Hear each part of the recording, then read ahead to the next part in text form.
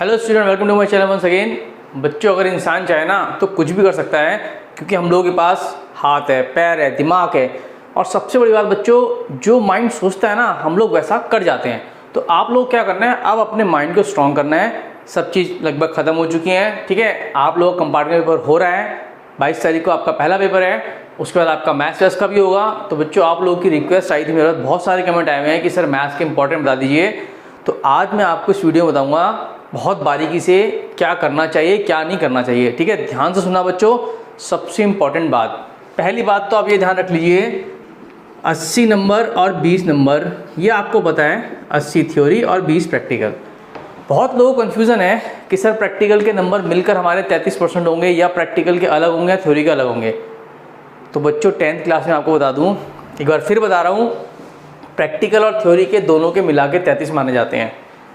यानी कि अगर बच्चों के 15 नंबर प्रैक्टिकल में आ चुके हैं, जो कि मिनिमम एक स्कूल वाले दे ही देते हैं, ठीक है, तो इसमें से आपको सिर्फ और सिर्फ 18 निकालने हैं। यानी कि 18 नंबर इसमें से हमें निकालने हैं। 18 और 15 हो गए 33। चलिए सारी बात छोड़िए, मैं कहता हूँ प्रैक्टिकल हटा लो। एक बार 1% मान लेते, प्रैक्टिकल में नहीं जुड़ते मार्क्स, ठीक है। 33% 84 का कितना हुआ, दैट इज़ 24.6। यानी कि 24 अगर आपके आ जाते हैं तो भी आपके 33% हो गए। इसका मतलब ये है कि 18 और 24 6 नंबर का डिफरेंस है, ठीक है। चलो मैं लेके चलता हूँ 24 नंबर। यानी कि हम मान लेते हैं कि हमें 24 नंबर निकालने हैं, हटाओ प्रैक्टिकल, मान लेते हैं प्रैक्टिकल के हमें नहीं जुड़ने, 1% मान लेते हैं। तो बच्चों 24 नंबर का गेम है। अब ये 24 नंबर कैसे निकालना है, that is a main important part. सबसे पहले मैं आपको बताऊँगा कि एक्चुअली मार्किंग स्कीम होती क्या है, ठीक है। बहुत बच्चों को ये बात भी नहीं पता, तो मैंने बोर्ड पे बच्चों पहले लिख लिया है ताकि हमारी वीडियो ज़्यादा लंबी ना हो और मैं आपको फटाफट इसको बताता चला जाऊँ। ध्यान से देखो, 80 नंबर का जो बच्चों पेपर बनेगा, 4 पोर्शन होते हैं, उसमें 4 पार्ट में बनता है, A B C D, आप लोगों को पता है। पहले पार्ट में आते हैं 20 क्वेश्चन 1 मार्क्स के। अब ये जो 1 मार्क्स से क्वेश्चन आते हैं 20 क्वेश्चन, ये कैसे आते हैं? इसमें बच्चों 10 क्वेश्चन आपके होंगे MCQ लेवल के, 5 फिल इन द ब्लैंक्स और 5 होंगे शॉर्ट आंसर, ठीक है। अब सबसे इंपॉर्टेंट बात मैं आपको बताऊं बच्चों, हमें चाहिए 24 नंबर, ठीक है। अब जो ये 20 नंबर का क्वेश्चन आता है ना, एक नंबर का, इसमें ना 10 नंबर के क्वेश्चन तो बच्चों इतने आसान आते हैं कि आप इजीली क्रैक कर सकते हैं। सोच के जाना है आपको ये बात, 20 में से 10 क्वेश्चन करने ही करने हैं, क्योंकि 15 नंबर का क्वेश्चन ईजी आएगा, 5 नंबर का क्वेश्चन आएगा थोड़ा सा लॉजिकल। अब वो 10 नंबर के क्वेश्चन कैसे आएंगे, that is the main important part. मैं आपको बताता हूँ। जैसे कि मान लीजिए सपोज उसने सिर्फ आपसे ये पूछ लिया, कोऑर्डिनेट ज्योमेट्री का क्वेश्चन आ गया, right the formula for area of triangle, आपने लिख दिया, ठीक है। या उसने आपसे पूछ लिया, right the application of BPT theorem, basic proportion theorem, आप लिख दी कि भाई अगर लाइन पैरेलल होती है साइड रेशियो होती है। मतलब जस्ट फॉर्मूले आस्क करेंगे वो आपसे। या ट्रिग्नोमेट्री की अगर बात करूँ तो इस तरह क्वेश्चन आ जाएगा कि भाई sin 75 अपॉन cos 15, इसका आंसर बताओ। आपको पता है कि cos को हम चेंज करेंगे, cos 70 किसी भी एक को चेंज कर लिया तो sin का cos को 90 माइनस थीटा करके दोनों कट जाएंगे, आंसर बना जाएगा, बात खत्म। मतलब बच्चों 1 नंबर का क्वेश्चन इतना आसान आता है कि आप आराम से 10 से 12 नंबर उसमें से आप निकाल सकते हैं। मैं यहाँ पर लिख रहा हूँ 10 से 12 नंबर 1 नंबर वाले में। अब आते क्या है क्वेश्चन, पूरी बुक में से आते हैं, ये मैं इसमें कुछ नहीं बता सकता, ठीक है। सेकंड क्वेश्चन आता है बच्चों बी में आते हैं 6 क्वेश्चन 2 मार्क्स के, 6 क्वेश्चन 2 मार्क्स के। सी में आते हैं 8 क्वेश्चन 3 मार्क्स के, और डी में आते हैं 6 क्वेश्चन 4 मार्क्स के। तो इस तरह से हमारा बनता है 80 नंबर का क्वेश्चन। अगर देखा जाए बच्चों, टोटल हो गए 20, 6, 8 और 6 यानी कि 40 नंबर का पेपर हमारे पास आता है, ठीक है। सॉरी, 40 क्वेश्चन आते हैं, 80 नंबर का पेपर हमारे पास आता है। अब देखो सिंपल सी बात है, ये तो मैंने आपको बताया पेपर कैसे आता है। ये हमारा चैप्टर वाइज मार्किंग है, यानी कि अगर नंबर सिस्टम की बात करें 4 नंबर का क्वेश्चन आएगा, ठीक है। अलजेब्रा 20 नंबर की आती है, इसमें आपका लीनियर इक्वेशन हो गया, ये तो सब बच्चों को आती होगा, 2 लाइनों कैसे सॉल्व करते हैं, एक कंपार्टमेंट बच्चा आराम से कर सकता है। तो 2 नंबर 4 नंबर 6 नंबर जो भी क्वेश्चन है ना, 2 4 1 3 किसी में भी आप आराम से कर जाओगे। क्वाड्रेटिक आप इजीली कर सकते हो। पॉलिनोमियल ये भी आसान है, आप 9 से पढ़ते आ रहे हो। क्वाड्रेटिक में ठीक है, अगर वर्ड प्रॉब्लम वगैरह अटकती है तो मैं मानता हूँ कंपार्टमेंट वाला बच्चा शायद उसको ना क्रैक कर पाए, लेकिन अगर कोई आसान क्वेश्चन अटकता है तो आप कर सकते हो। AP बच्चों ये चैप्टर ना बहुत अच्छा है। अच्छा क्यों है? क्योंकि AP में ना ज़रा से फॉर्मूले में ना एक एक दो नंबर के क्वेश्चन भी आते हैं, तो इस चैप्टर को थोड़ा ध्यान देना, करने की कोशिश करना। कोऑर्डिनेट ज्योमेट्री, ये तो आपको 101% करना है। पूरे 8 नंबर चाहिए मुझे कोऑर्डिनेट ज्योमेट्री में से, जैसे मर्जी करो। क्यों? क्योंकि इट इज़ वेरी इजी, सिर्फ और सिर्फ कैलकुलेशंस ही हैं। मतलब डिस्टेंस फार्मूला है, ठीक है, एरिया ऑफ ट्रायंगल का फार्मूला होगा, मतलब बहुत ईजी है ये। मतलब आपको सेक्शन फार्मूला होगा, लाइन को 2 पार्ट में डिवाइड करना होगा। इट इज़ वेरी इजी, ठीक है। ज्योमेट्री, चलो मैं मानता हूँ आप लोग ज्योमेट्री में थोड़ा सा आपका हाथ तंग है, आप ज्योमेट्री ट्रायंगल्स वगैरह या सर्कल वगैरह नहीं कर पाते।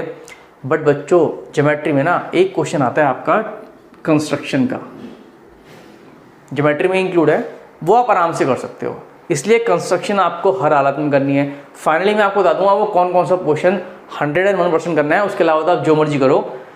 ट्रिग्नोमेट्री 12 नंबर की आती है। अब ट्रिग्नोमेट्री में ना 12 नंबर में जो एक एक दो नंबर के क्वेश्चन आते हैं 1 नंबर के, वो तो बहुत ईजी होते हैं। मैंने आपको यहाँ पर एग्जाम्पल देके बताया था। एक क्वेश्चन आता है हाइट एंड डिस्टेंस का, अगर वो क्वेश्चन आप कर लेना, पुराने 5-6 क्वेश्चन कर लें और आपको रट जाए, ढंग से आपको समझ आ जाए कैसे करते हैं टाइम वगैरह, तो बस फिर तो मज़े आ जाना है। क्योंकि एक क्वेश्चन ट्रिग्नोमेट्री का आपका ज़रूर आएगा 4 नंबर में, हाइट एंड डिस्टेंस का कंफर्म आएगा। अभी मैंने मार्किंग स्कीम लिखी है, मैं आपको बता दूंगा। मेंसुरेशन 10 नंबर की आती है। चलो मान लिया आपका हाथ तंग है, बट बच्चों फॉर्मूला तो आप याद कर ही सकते हैं। अगर मैं आपसे पूछूं वॉल्यूम ऑफ स्फीयर 4/3 πr³ आपको याद होना चाहिए। Surface area of hemisphere 2 πr² आपको याद होना चाहिए, ठीक है। ये कुछ फॉर्मूले इसलिए याद होने चाहिए क्योंकि जो 1 नंबर का क्वेश्चन आएगा ना, वो इन्हीं के ऊपर बेस पे आता है। किसी भी चीज़ को आपका या तो फॉर्मूला पूछ लेंगे या कोई एप्लीकेशन पूछ लेंगे या कोई बहुत छोटा सा क्वेश्चन डाल देंगे, ठीक है, वो आपको याद होना चाहिए बस। मेंसुरेशन आपकी 10 नंबर की आती है। ये आता है बच्चों stat and probability, that is 10 marks. ये आपको पूरा का पूरा करना है, जैसे मर्जी करो, मुझे नहीं पता। कोऑर्डिनेट ज्योमेट्री आपको पूरी की पूरी करनी है, ठीक है, जैसे मर्जी करो, ये आपके ऊपर डिपेंड करता है। मतलब मैं आपको बता दूं, ये एक ऐसे टॉपिक हैं पूरे में से पूरे नंबर आते हैं और कंफर्म क्वेश्चन आएगा। यानी कि 10 और 8 18 और एक कंस्ट्रक्शन 4 नंबर की, या 3 नंबर में या 4 नंबर में कंस्ट्रक्शन आती है। फिलहाल 4 की मान लेते हैं। 18 और 4 22 तो यही हो गए फ्री के। 22 और 10 आपके एक एक नंबर के क्वेश्चन, कितने हो गए? 32। चलो मान लेते हैं इसमें से 1 नंबर का क्वेश्चन भी आता है, तो बच्चों इनमें से कुछ एक्स्ट्रा तो करोगे आप अलजेब्रा में से, कुछ तो करोगे। रियल नंबर का क्वेश्चन आता है √2 वाला, ये आपको ज़रूर करना है। √2 क्या ये इरेशनल नंबर है? ये क्वेश्चन ज़रूर आएगा आपका 2-3 नंबर में। या फिर इस तरह का आएगा √3, या फिर वो इस तरह से पूछेगा 5 + √2। मतलब इस लेवल का एक क्वेश्चन ज़रूर आएगा कि क्या ये इरेशनल नंबर है, prove that it is a irrational number. तो ये कुछ गिने चुने क्वेश्चन हैं जो आपको करने ही करने हैं, ठीक है। चलो फिलहाल एक बार बात कर लेते हैं 2, 3 और 4 मार्क्स में क्वेश्चन किस किस तरह से आता है। ये एक थोड़ा रफली आइडिया में लिखा हुआ है, ध्यान से देखना। 4 नंबर में आता है स्टैट्स, आपको करना है, ठीक है। मीन निकालना है, मोड निकालना है, या आपको ओगिव वगैरह बनाना है। This is very important question. जैसे मर्जी करो बच्चों, ये तो करना ही पड़ेगा आपको, ये तो करना ही पड़ेगा। अब ये समझ लो हमें कंपार्टमेंट को किसी भी तरह से फोड़ के आगे बढ़ना है। ये हमारे लिए एक हर्डल है, इसको क्रैक करना है, दिखा देना है। ये जो बैठे हुए हैं ना लोग, जिन लोगों ने कंपार्टमेंट पेपर करा दिया, जिन लोगों ने नॉर्थ ईस्ट दिल्ली के पेपर कैंसिल करा दिए, जिन लोगों ने मेन पेपर कैंसिल करा दिए और उसके बाद ये लोग कंपार्टमेंट के पेपर करा रहे हैं, that is very very very bad. चलो फिर भी हमें तो क्रैक करना ही है। मेंसुरेशन चलो मैं मान के चलता हूँ आप लोग नहीं कर पाएंगे। Trigo height and distance, try and try. Construction confirm करना है, जिन पे मैं गोले लगा रहा हूँ वो कंफर्म करने हैं। एपी ट्राई मतलब एपी का क्वेश्चन जो होता है ना, आपका सम निकालना है, ठीक है। ये आप कर सकते हैं, एक सीरीज दे देगा, सम पूछ लेगा, पहले एनएट टर्म लगेगी, फिर सम का फॉर्मूला लगेगा। ये 2-3 फॉर्मूले आपको याद रखने हैं, तो आप ये ट्राई कर सकते हैं। नंबर सिस्टम, अब देखो जो ये नंबर सिस्टम है ना, ये आपको रियल नंबर कैसे निकालना है, इरेशनल नंबर क्या होता है, ये सब आपका है, ये आराम से हो जाएगा। क्योंकि ये ना स्कूल में शुरू से पढ़ाते हैं, फ्रॉम द फर्स्ट डे, और हर एग्ज़ाम में आता है। तो बच्चा ये तो कर ही लेता है, शुरू के 2-3 चैप्टर है। तो बच्चों आप समझो 4, 4, 8, 4, 12 हैं, और ये आप ट्राई करोगे। चलो 2-2 नंबर भी लगा लो, 16। मैं कह रहा हूँ चलो 12 ही मान लो, मैं जा ही नहीं रहा अभी। ठीक है, स्टैट्स आप कंफर्म कर लोगे, कंस्ट्रक्शन आप कंफर्म कर लोगे, 4 और 4 8, 4 और लगा लेते हैं। ठीक है, 12 नंबर मान लेता हूँ आपका इस पोर्शन में से आ जाता है, सपोज। ठीक है, 3 मार्क्स। कोऑर्डिनेट ज्योमेट्री 100% करनी है, मैंने आपको बताया ये किसी भी कीमत पे आपकी खराब नहीं जानी चाहिए, 100% करनी है आपको ये। ग्राफ देखिए, लीनियर इक्वेशन ये अलजेब्रा में से आएगा। लीनियर इक्वेशन के आप ग्राफ्स बनाने आपको आते हैं, 2 इक्वेशन दे देगा और वो कहेगा सॉल्व ग्राफिकली। फ्री के नंबर है, फ्री के, ये आप शुरू से करते आ रहे हैं। कंस्ट्रक्शन, ग्राफ, स्ट्रेस, प्रोबेबिलिटी, ये तो मतलब ऐसे ही चुटकियों में निकालने हैं, यही करने हैं। फालतू के चक्कर में मत पड़ना कि मैं तो ज्योमेट्री भी करूंगा, मैं तो ट्रायंगल भी करूंगा, मैं तो सर्कल भी करूंगा, और मैं तो पेल दूंगा, और मैं तो 80 में से 80 निकालूंगा। हर्डल है, कंपार्टमेंट है, इसे पार करो, दिमाग शांत हो जाएगा। ठीक है, थ्योरम आपको 100% रटनी है। 3-4 थ्योरम होती हैं, आपको पता है, इनमें से एक आती है, बीपीटी आ जाएगी। ठीक है, और जो आपकी सिमिलर ट्रायंगल्स में 1-2 थ्योरम्स हैं वो आपकी आ सकती है। मतलब बच्चों जो थ्योरम्स है ना, दीज आर इम्पॉर्टेंट थ्योरम, इनको करो जैसे मर्जी करो। Radius is perpendicular to tangent, radius divide chord in 2 parts, ये आप 9th में भी कर चुके हो। मतलब ये सब प्रॉब्लम जो थ्योरम्स है ना, ये आएंगी इसमें, किसी भी इसमें आ सकती है। तो ये जो 3 ऊपर के लिखे हैं ना, ये 12 नंबर तो आपको करने ही करने हैं। बाकी देखो वही मेंसुरेशन, वही ट्रिग्नोमेट्री, ये ट्रिग्नोमेट्री चलो मैं मानता हूँ आप लोगों से नहीं हो पाएगा, आइडेंटिटी वाला क्वेश्चन होता है, मैक्सिमम बच्चे नहीं कर पाते, नहीं दिमाग चल पाता, पूरे साल नहीं चला तो अब क्या चलेगा, छोड़ देना, मत करो। ठीक है, ट्रिग्नोमेट्री मत करो, वो ट्रिग्नोमेट्री बस वो करो छोटे छोटे 1 नंबर क्वेश्चन है, या height and distance, that's it. ठीक है, पॉलिनोमियल।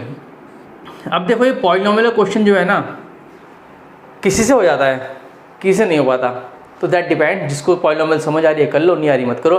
पर कोऑर्डिनेट ज्योमेट्री, ग्राफ और थ्योरम, ये अगर आपकी गलत हुई ना तो बस देख लेना आप। ठीक है, अलजेब्रा, ज्योमेट्री ये मैंने एक्स्ट्रा डाल दिए। अब अलजेब्रा में वो आपसे कुछ भी पूछ लेगा, क्या पता क्वाड्रेटिक इक्वेशन कोई वर्ड प्रॉब्लम आ जाए, भैया नहीं आती, नहीं कर रहे, हम छोड़ दिया, कोई बात नहीं।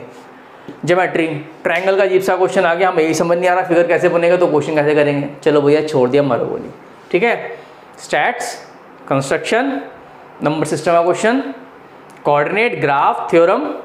ठीक है, 12 इसमें से 3 3 6 और 3 9 नंबर हमने मान लिए, और एक ये पॉलिनोमियल, 9 और 3 12 नंबर आपको इन दोनों में से निकालने हैं, सेक्शन डी और सेक्शन सी में से। टारगेट ये रखना है हमें इससे ज़्यादा करना ही नहीं है, नहीं करना।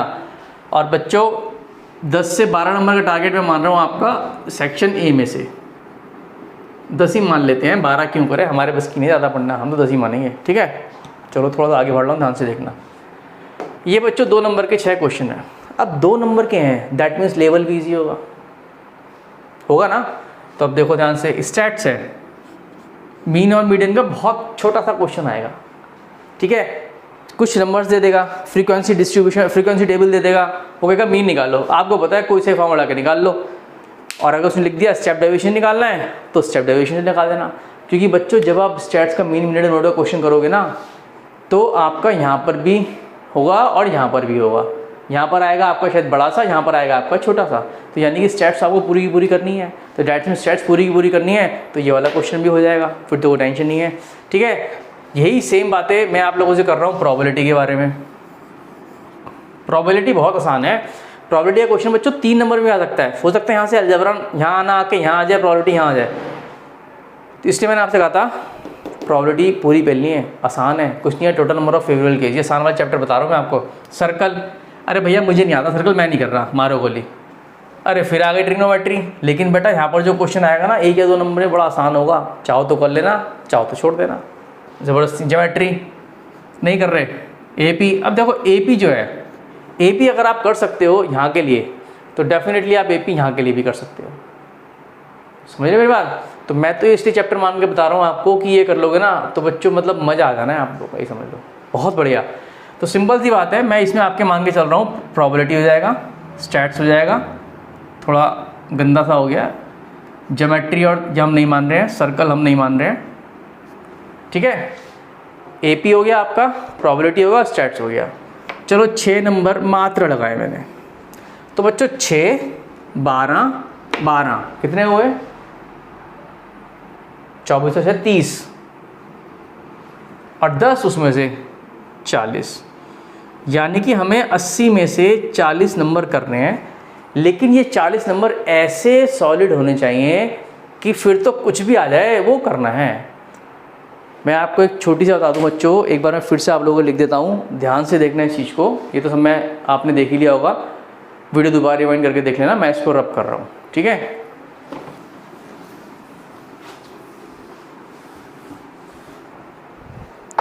एक लास्ट बार बता रहा हूँ, स्टैट्स और प्रोबेबिलिटी ये आपको करनी है, 10 मार्क्स की आएगी, 10 से 11 नंबर की, ये पूरी करनी है। स्टैटिस्टिक्स और प्रोबेबिलिटी दोनों चैप्टर आपको पेल देने हैं।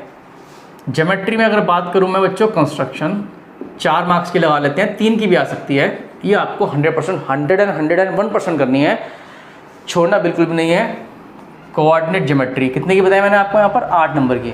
बच्चों ये 8 नंबर आपको कंफर्म निकालने हैं। अब इस 8 नंबर में क्या होगा, एक क्वेश्चन 4 नंबर में होगा, एक 2 में होगा, 2 1-1 में होंगे, तो 1-1 वाली भी हो जाएंगे जो हमारे नंबर हमने लगाए थे। ये आपको कंफर्म करनी है, ठीक है। उसके बाद आपका एपी आपका अलजेब्रा का पोर्शन हो गया, ठीक है। अलजेब्रा में आपका बच्चों √2 या √3 वाला क्वेश्चन आएगा, जो मैंने आपको बताया अभी थोड़ी देर पहले।